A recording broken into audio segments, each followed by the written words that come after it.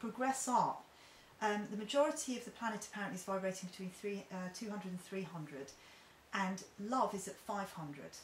So we've got this sort of mismatch going on. However, as you go up with the vibrational frequencies of conscious awareness and you get to the level of enlightenment, you as a single person can affect 70,000 people at the level of 700. Now this is another reason why I don't watch the news and I just keep my mind as a sacred space, because I've done so much work on myself that my vibrational frequencies are very high, and so I know every thought I have will be affecting a lot of people. It's quite scary, really. So I must make sure I have pure thought and intention all the time, because otherwise I'm putting negativity in, and I cannot do that. That's my duty or my responsibility. I totally agree with you, and I've been taught that in a different way. With me it's more about dimensional states, so in the fifth dimensional consciousness, but that is a model, and it is about mathematics, and it is about every single number.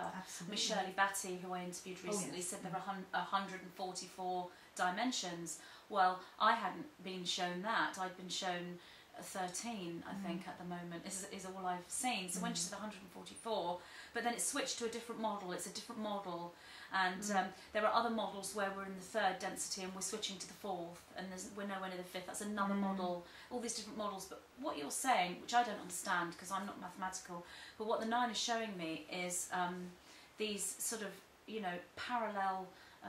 Like a sort of like the tree of life, like you're moving up, you know, like the Kabbalah teaching, and it is all based on this sort of mathematics of it. And what you're saying is correct about the thoughts affecting, you know, larger groups of people when you get to the critical mass, isn't it? Critical mass points and all the different. Neil Donald Walsh talks about. It's got to be 51% critical mass, critical consciousness. Yeah, I mean, I don't know the exact sort of figures, but yeah, there are certain, I just feel them. I think, oh, we're at critical mass with that concept. We're almost at critical mass with this concept, and we're not quite there yet, but it looks as though we'll be there, say in June, or, you know, so I go with the energy of it. But what with me, with the news, like I said, I kind of watch it from this objective point, so don't let the thoughts come in. It's kind of like an observer, a neutral observer, and the minute I feel a thought's coming in, or I'm having any kind of opinion, so I view it as though I'm like acting as though I'm the collective of people in third density. How would they react to that news? So I can see where they are, so then I know maybe where my next role is, really, and so I can communicate with the 9 about where next to go. It's a tool for you. Yeah, but I do actually feel maybe I'm watching it, because sometimes we do put it on quite a lot, so maybe I'm watching the news too much. Well, do you know, it's not just about the news, though, is it? What you're talking about, the, I call it the collective consciousness, because you've got the, how are you describing it, the clean up your own vibration first, your own thoughts, whatever you want to call it, and then because that's going into this collective. That's this, right. Or, you know, we've all got different words for it. And when we're in this state, what you're describing now, what seems to me, is what I do all the time. But it's not just watching the news; we're doing this all the time. Yeah. So you know, we're assessing things, seeing but you know, we're sort of like emphasising on the news, but this is about whoever you're associating with, isn't it? And your whole environment and whatever, you know, why we keep our thoughts pure and TV in general. TV in general. A lot of my clients have got rid of you know, absolutely. Yes. And I just wanted to mention, you know, the Hawaiian healing system Ho'oponopono believes that we are 100% responsible for everything that turns up in our lives. Now that makes you think, doesn't it? So if you've got negativity coming in and you're experiencing it, then you need to release that, and they believe in the forgiveness. But when you're forgiving yourself, you're forgiving every other human being, and you're clearing ancient stuff, ancient debts, if you like, energy debts to the planet at the same time, and I think that's beautiful. So it's a great thing to do. No, I completely agree. I've read a little bit about that. I can't. What's it called? Ho'oponopono. Sorry, Ho'oponopono. Ho'oponopono. I read the words and I thought, how do you pronounce that? But I mean, I studied that healing system a little bit, and it's really in alignment. And it's amazing how all these different ancient healing systems are coming back now. I went to a talk yesterday and it was all about the Muneki from the Inca, and it was interesting because it was 9 rights. So I spoke to the 9 and I said, well, is that what you are? And they were saying to me how if you haven't found this particular ancient healing system, when you awaken, your own energy system will teach you. The DNA will activate and it will teach you your own system. So you can either follow it through an ancient system or a model, or you'll be taught yourself. So the 9 was showing me that they are aspects of, you know, different steps or different rites or different doorways, or and the whole system this lady described and all the different levels you go through was exactly what, you know, we've all done in a different way, maybe not in the same order but similar. So yeah, it's just fascinating that all these teachings are now so much more available than they ever were. Yes, that's right. And the information is out there. Anything anyone wants to know, the information is out there. And if they truly want this information, not because they want to judge or because they're angry, but if they really want to know with a pure heart and they ask that question to that higher self, they will find the answer either directly through their own meditative experience or higher connection, or they will stumble across the answer themselves. They will find it. Absolutely. And the basis of it really is all the same though, isn't it? It's all what we're all talking about, the truth. Definitely. And you know, that finding that source, that connecting or reconnecting, should I say. Yes. And of really understanding who we really are in capital letters. Because we so much, you know, we have become so three-dimensional, or we have been in the past, and we really do need to open ourselves up, move along and really connect. It's about connecting with ourselves. Do you know, my personal philosophy in my life is at all times, it's a bit like you were saying really, Ildiko, but at all times in my life, what is the best for my higher self? Yes. What is the absolute best for my spirit, my personal spirit? And I truly believe that my duty, living on this planet here, as well as having experience and feeding it back to source and all those sort of things, and being from pure heart and so on, but my actual duty is to allow my spirit to grow and experience whatever it needs to grow and experience too, whatever that might be. I'm here to give it the freedom and the opportunity to do what it needs to do, and we're having a great time. And that's when the bliss comes in. Isn't that when the bliss comes in? What you're talking about there, when you allow that, when you allow source or divine, whatever, God, whatever you call it, to be more consciously aware through your own eyes in the physical. Well, this is what you were saying earlier about looking for happiness, wasn't it? Because somewhere along the line in the past, we expected someone else to make us happy. Yeah, that's right. Ooh, that doesn't quite work. Bliss does it? comes the divorce rate was high. Bliss comes with this path. I mean, how can it not? You know, when you do take an issue and unravel it and work with it and release it, the feeling of release brings bliss. And you were talking about your metaphor of, you know, you get presented with an exam, and if you don't pass that exam, then you're going to get it again. But when you do pass it, and you get a big tick and a gold star, you can't help but thinking, hey, I did it, now on to the next one. So happiness and joy, this is why so many of the, and I think this goes back to our previous question, if there really are charlatans out there, are they smiling? Are they happy? Not because they're making loads of money in the bank, but are they smiling because they are in a state of alignment and bliss? Because they're finding that source energy and that divinity within them. If that is exuding from that person, you can bet that they're genuine, because they're living it themselves. They're not just teaching it all out of a book and cashing the money and popping it in the bank and then going off on holiday and buying a new car. They are living that, and a lot of these people are not rich. They don't have overflowing bank accounts. They are raising families and paying bills and making ends meet just like everybody else. But they're happy because they can feel that connection with divinity, or they're in that fifth dimensional consciousness. One thing I'd like to ask you though, specifically before we actually do you know, wrap up our tea time chat today, I always ask all the clairvoyants and channels this question when they come on, because it's interesting to see the response from each one, and I think it's such an important question, and that is, looking at our future Earth, I know know that there's more than one future and that there are many timelines, and I know that there are potential negative timelines for Earth out there. But in your experience and with your communication, would you say that we are on a path globally to a positive future? Absolutely, absolutely. I've done some future life progression myself, and I've worked with clients with future life progression, and what I see in the future are these new colours, which I don't know whether we've actually decided on a name for them, but the what I call the petrol on water, with the sun shining through.